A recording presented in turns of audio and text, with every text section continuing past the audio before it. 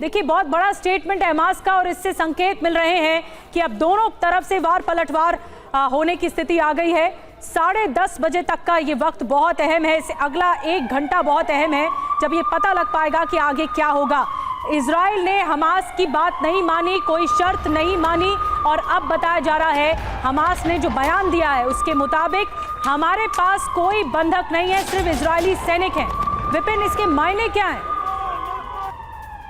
देखिए बहुत कुछ चल रहा है यहाँ पे। अभी क्या कुछ होगा ये कुछ कह पाना असंभव सा लगता है, लेकिन जिस तरह के स्टेटमेंट, क्योंकि जिस तरह का रुख इजराइल दिखा रहा है उसके उलट वो भी वैसे ही सब कुछ कहता हुआ नजर आ रहा है। क्योंकि इजराइल ने साफ कहा है कि आप जिनको जो भी आपके पास है आप उनको रिहा करिए। और देखिए आज जिन लोगों को छोड़ा जाना था उसमें 2 मृत बच्चे और उनकी मां भी शामिल है। वो लोग कैसे मरे? हमास ये कह रहा है कि इजराइल ने जो एयर अटैक किया उसमें मरे हैं, लेकिन आज तक ये बात छिपाई क्यों गई? उनकी डेड बॉडीज देने पर राजी हो गया, लेकिन इस बात से इजराइल बहुत ज्यादा खफा है और बड़ी तादाद में जो सैनिक भी हैं, महिला सैनिक भी हैं, इजराइल चाहता है उनको तुरंत तत्काल छोड़ा जाए, लेकिन उसी स्ट्रैटेजी के तहत हमास लेकिन विपिन क्या इस बारे में छोड़ रहा है? विपिन, इस बारे में कहीं कोई जानकारी मिल रही है कि जिन बंधकों के बारे में पता नहीं चल पा रहा है उनके वेयर अबाउट्स के बारे में हमास कुछ कह रहा है कि उनके पास नहीं तो किसके पास?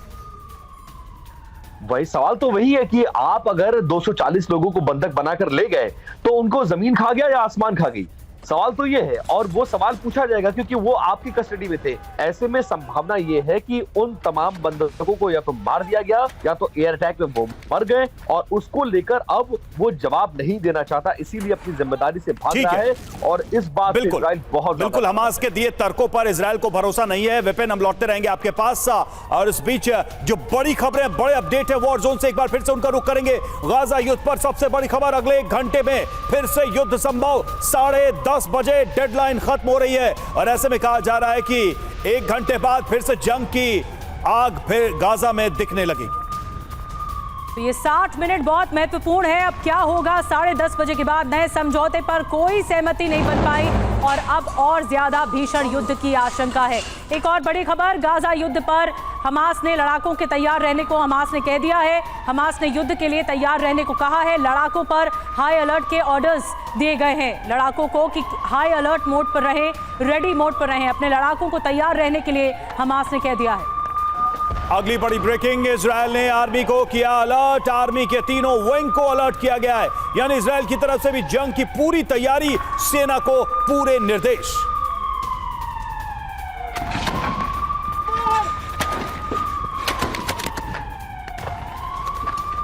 और एक और बड़ी खबर, इजराइल का हमास की शर्तें मानने से इनकार। 1 दिन और युद्ध विराम बढ़ाने से भी इनकार किया गया। 7 महिलाओं को रिहा कर रहा था दरअसल हमास, लेकिन इजराइल ने इस ऑफर को मना कर दिया, इस प्रस्ताव को मानने से मना कर दिया। और युद्ध विराम पर हमास का बयान, अब हमारे पास बंधक नहीं, ये कह रहा है हमास का। हमास के पास सिर्फ इजरायली सैनिक। इजराइल ने हमास की बात नहीं मानी।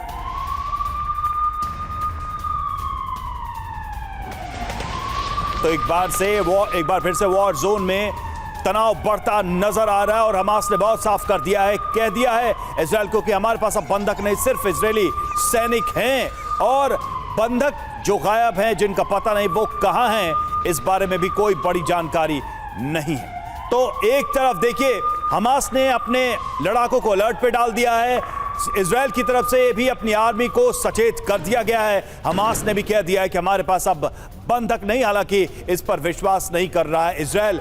विपिन हमारे साथ जुड़े। विपिन, अब सवाल यह है कि दक्षिण गाजा में क्या होगा? दक्षिण गाजा में पहले एक बड़ी आबादी है, सिविलियंस हैं, और अगर ऑपरेशन उस तरफ बढ़ता है तो इसका मतलब है कि बड़ी तबाही इस बार होने वाली है। देखिए दक्षिण गाजा में बड़ा नरसंहार होगा, इसको अब कोई नहीं रोक सकता है, क्योंकि इजराइल लगभग 10 दिन पहले से ये कह रहा है कि आप साउथ गाजा को छोड़कर अल अहली एक इलाका है, आप वहां पर शिफ्ट हो जाइए क्योंकि हम यहाँ पर बम्बार्डमेंट करेंगे।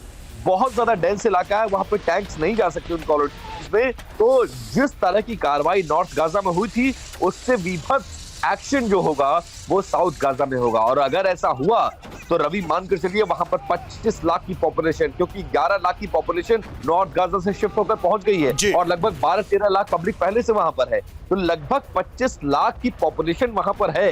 और उस दौरान अगर बम गिराया जाएगा ऊपर से तो कितना बड़ा नरसंहार होगा इसकी उम्मीद किसी ने नहीं की होगी, क्योंकि इसी भीड़ का फायदा उठा रहे हैं हमास के लड़ाके। और लेकिन फिर बात तो वही हो गई, बात तो वही हो गई कि इस युद्ध विराम को जो 6 दिन का किया गया, ये जो एक्सचेंज किया गया, इसका क्या फायदा जब नरसंहार होना तय था, जब युद्ध होना ही तय था? तो देखिए, इजराइल को गाजा में रहने वाले लोगों से कोई लेना देना नहीं है। इजराइल को अपने बंधकों से मतलब था जो उनके नागरिक थे, और इजराइल का स्टैंड बहुत क्लियर है कि हमारी लड़ाई के बीच में जो आएगा, जिनको ह्यूमन शील्ड बनाकर हमास लड़ेगा, तो जो ह्यूमन शील्ड बनेंगे वो मारे जाएंगे। अगर आप अपनी जान की रक्षा चाहते हैं तो जो अरब देश इसमें नेतागिरी कर रहे हैं या जो सामने आने की कोशिश कर रहे हैं, वो अपने दरवाजे उनके लिए क्यों नहीं खोलते?